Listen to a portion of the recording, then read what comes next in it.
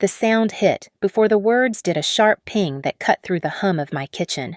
I looked down, and there it was, a group message titled Family. We think it's best if you take a step back for now. My parents' names glowed at the top. A second later, Aunt Carol reacted with a thumbs up, neat and final-like punctuation on an execution. The microwave beeped behind me, but I couldn't taste the dinner anymore. I typed one line, steady hands, steady breath. Understood. I'll step away from the family fund too. I didn't know then that message would bankrupt more than their accounts. 5 years earlier, my father called from a parking lot outside a pharmacy. Rain hammered the roof so hard it sounded like panic. "They won't admit your sister without insurance," he said, voice trembling. "She's not going to make it." I was 27, still saving for graduate school, still believing family meant safety. I opened my laptop, logged into my account, and drained every dollar I had. When Megan pulled through, they called it a miracle. No one said my name. After that, the requests came quietly, texts that began with love and ended with numbers. Just until Friday, only this month. Your mother's insulin. Each one wrapped in gratitude that evaporated once the crisis passed. I learned to move money faster than I moved feelings. When Dad's hours were cut, I added him to my bill reminders. When Mom's prescriptions doubled, I linked her pharmacy account to mine. When Megan's car broke down, I found a repair shop that accepted online transfers. They called it the Family Fund. I called it structure. I thought if everything had a column and a deadline, I could manage the chaos. Every Friday night, I balanced it: payments, co-pays, overdrafts. My reward was silence, the kind that feels like approval if you listen long enough. At first, it felt noble. I was the reliable one, the quiet one who kept the lights on. But slowly, reliability became invisibility. One Christmas, Megan got new tires. I got a thanks for handling it. When Mom's birthday came, she posted a photo of the cake and captioned it, "Family First." I was in the photo, blurred behind the candles, holding the knife. I told myself this was love, that real love was service, not spotlight, that family doesn't keep score. But I did. Quietly. I started saving screenshots, receipts, transaction notes, not out of spite, but proof that I hadn't imagined the imbalance. Adrian once teased, "You treat your family like clients who never pay their invoices." I laughed, but something in me cracked, because he was right. I was the unpaid accountant of their peace. The night I realized it, I was adjusting a spreadsheet named Family Fund 2020. The cursor blinked beside the words Heart Balance. It should have been a joke, but it wasn't. It was the truest label I'd ever written. Still, I kept going. Every emergency found me. Every silence confirmed my place. I didn't ask for help, didn't want thanks.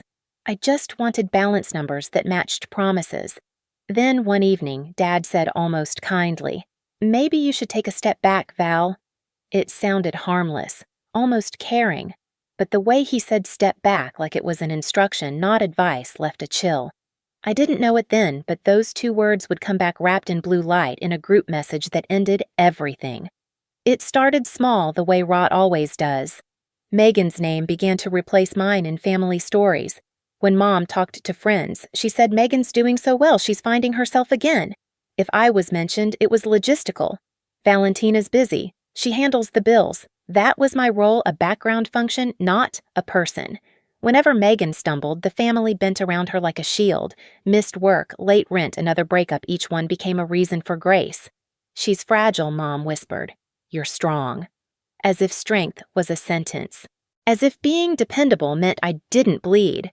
Dad called the fund our family safety net, but it wasn't ours. It was mine. His paychecks came late. His card declined twice one summer, and somehow the blame landed on me.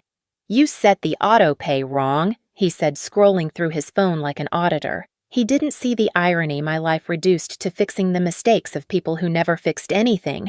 Then there was Aunt Carol, the moral compass nobody asked for. She never sent money, but always sent opinions. "Families don't need receipts to love each other," she said once when I mentioned tracking expenses. I wanted to ask why love always arrived with invoices then, but I didn't. I'd learned that questioning meant ungratefulness. Megan's texts became demands disguised as updates. Cars making that noise again. Therapist's new rate kicked in. Just until next week. I sent the transfers automatically, fingers numb to the rhythm. Every payment was a small surrender. When I earned a promotion director after 7 years of being the last to leave the office, I called home proud for once. Dad answered mid-dinner. I could hear forks clinking laughter in the background. "That's great, honey," he said. "Listen, about Megan's lease, she doesn't feel safe there anymore. Could you check what it costs to move her somewhere better?" The silence that followed was heavier than any insult. I stopped celebrating after that. Success became useless currency in a house that only traded in crisis. Aunt Carol started using phrases like, "You know how blessed you are, Valentina. Blessing in our family meant you can afford it, so you should." She called me the practical one, the rock. But rocks don't feel. They just bear weight until they crack. One night, Adrian saw me scrolling through bank statements and said, "You look like someone trying to solve a crime they didn't commit." I almost told him I was. The crime was dependence, and my fingerprints were everywhere. When Megan asked for $3,200 for a wellness retreat, I hesitated. It wasn't anger, it was exhaustion. I texted back, "Is that really necessary?" Minutes later, Dad replied, "Mental health is an emergency too." Mom added a heart emoji. Aunt Carol reacted with prayer hands. The chorus was complete. I didn't answer. I just stared at the messages the way you look at a wall you've been painting for years and finally noticed the cracks. That night, I closed the ledger without balancing it. The cursor blinked, waiting. For the first time, I didn't. The next morning, Megan posted a photo from brunch, smiling new nails captioned, "Healing looks good on me." The comments overflowed with hearts. None from me. I had started practicing silence, one unread message at a time. Somewhere between their gratitude and my exhaustion, the family stopped seeing me as a person. I was infrastructure reliable until I wasn't. And though I didn't know it yet, my silence had already started their collapse. The message that broke everything didn't come out of nowhere. It was rehearsed, long before it was sent. 2 days before it arrived, we had our monthly video call. Megan appeared first, framed by soft light and a candle labeled self-care. Mom joined next, wearing her sympathy like jewelry. Dad hovered in the background, half listening, half directing. Aunt Carol logged in last, pearls bright even through pixelation. It started civil the way family ambushes do. Small talk, whether how's work. Then Megan sighed. "I just think Val's energy has been negative lately." Mom nodded. "You've been so tense, sweetheart. Maybe you need space." Space. That word again. It landed like a script cue. I watched their faces rearrange into concern. It was choreography, familiar and cruel. "I'm fine," I said quietly. "Just setting limits." Dad leaned forward. "Limits can sound harsh, honey. We're just worried." No one asked what they were worried about. They didn't need to. I was the variable they couldn't control anymore. When the call ended, my screen went black and my reflection stared back, still expressionless. I'd stopped reacting months ago. 2 days later at 7:42 p.m., my phone buzzed on the counter. "Group message, family. We've discussed it," Mom wrote, "and we think it's best if you take a step back for now." My father's name appeared underneath, confirming it wasn't a mistake. Then Aunt Carol's reaction, thumbs up. That emoji hit harder than any word could. It wasn't just agreement, it was dismissal with a smile. The microwave beeped behind me. Leftover curry steamed under plastic wrap. The smell was sharp metallic. I stood there, the screen lighting my hands. I read the sentence 3 times as if it might rewrite itself. I didn't call, didn't ask who he was, didn't ask what step back meant. The phrase was clean, rehearsed, bloodless. It was exile disguised as concern. I typed one line, "Understood. I'll respect that and step away from the family fund, too." My thumb hovered, then pressed send. The tiny whoosh of the message leaving was quieter than I expected. Silence followed. No reply, no explanation. Just the stillness of something finished. I set the phone down, turned off the microwave, poured the curry into the sink, and let the water run until the steam vanished. At 3:11 a.m., my phone began to vibrate again, once, twice, then endlessly. Unknown numbers, blocked calls, voicemails stacking like debris. I didn't answer. The apartment glowed with blue light pulsing against the ceiling. By sunrise, there were 89 missed calls, Mom's voice on one shaky, tearful. Valentina, this isn't what we meant. You didn't have to please the prescriptions. Dad's on another angry defensive. The bank flagged everything. What did you do? Megan's came last, desperate. You're cruel. You know I need that money. Why would you? I didn't respond. I made coffee instead. By noon, I'd written one note on a scrap of paper. No more emergencies without paperwork. Then I underlined it twice. Aunt Carol texted mid-afternoon. Families need grace, Val. Grace to them was my silence funded by my salary. I looked at her message then at the quiet apartment around me. The fridge hummed. The coffee had gone cold, and for the first time in years I felt something close to peace, small, unfamiliar, but real. Because for once, I wasn't the one holding everything together, and somewhere between the sound of the faucet and the quiet of my phone, I knew they hadn't exiled me. I'd already left. That night I didn't sleep. I sat at my kitchen table, the only light coming from my laptop screen. It cast everything in a pale glow, clean, surgical. The same light I'd used for years to keep them afloat. I opened the folder marked Family Fund. Rows of numbers blinked back at me, dates, balances, automatic payments, waiting for approval. It looked less like a lifeline now and more like a leash. One by one, I began shutting things down.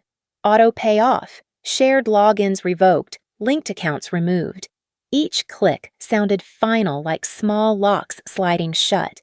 The pharmacy utilities insurance all unhooked, the family's lifelines unwound quietly line by line. When I reached the end of the list, I hesitated. Then I opened a new document records. Every receipt, every transfer, every message that began with just this once. I compiled them into neat columns because clarity was its own kind of revenge. The next morning, I called the bank. Yes, I told the woman on the line, I'm the account holder.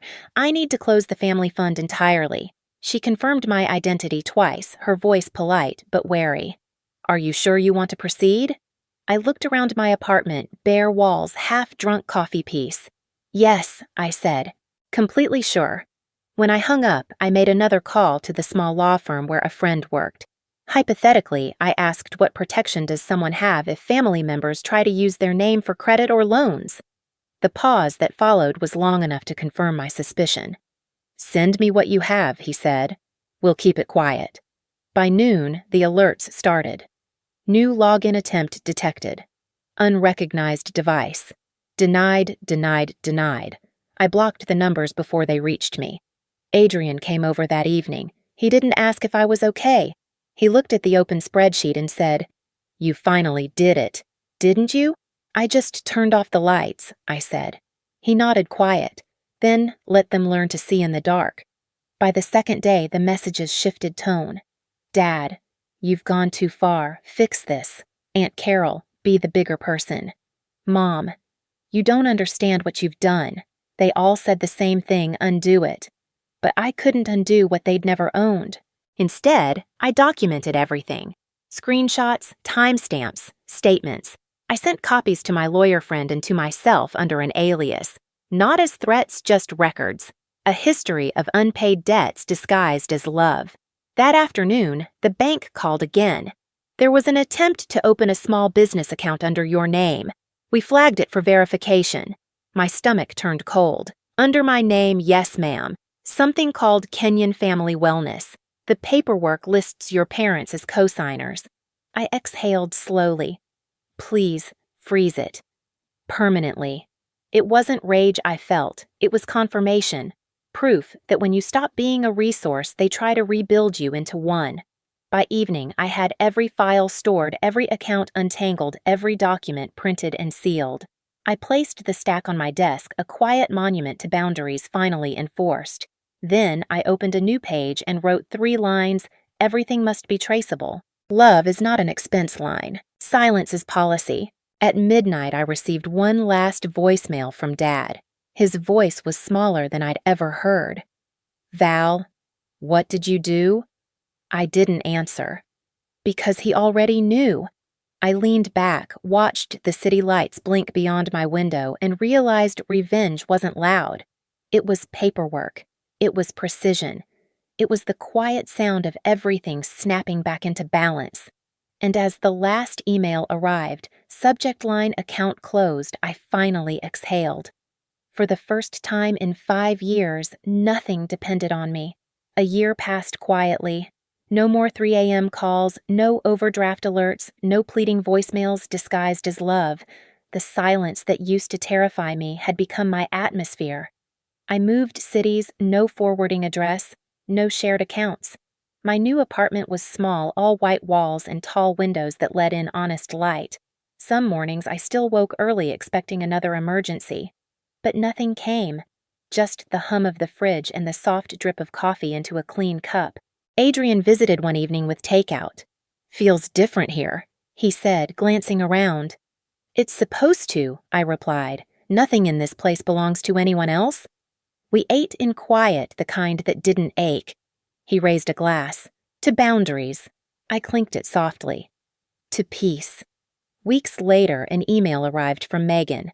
"I'm in therapy now. I know you won't reply, but I wanted to say I'm sorry." Attached was a photo of a small apartment bare, but hers. I didn't respond, but I didn't delete it either. That was my version of grace. Christmas came and went. A photo from Mom appeared in my inbox, 3 of them by the tree faces drawn, but still posing. Beneath it, "We miss you." I closed the email and went back to my dinner, because missing me wasn't the same as respecting me. That night, I stepped onto the balcony city lights, blinking like small promises below. The air was cold still. I thought of that rainy night years ago, the phone call that began it all. Then I smiled, faint and steady. Some debts are never repaid, only released. Boundaries aren't revenge. They're instructions for how to love me correctly, or not at all. I used to think silence was punishment, but it's just peace without permission. And when people say family will always have your back, they forget some of us were born to grow wings instead.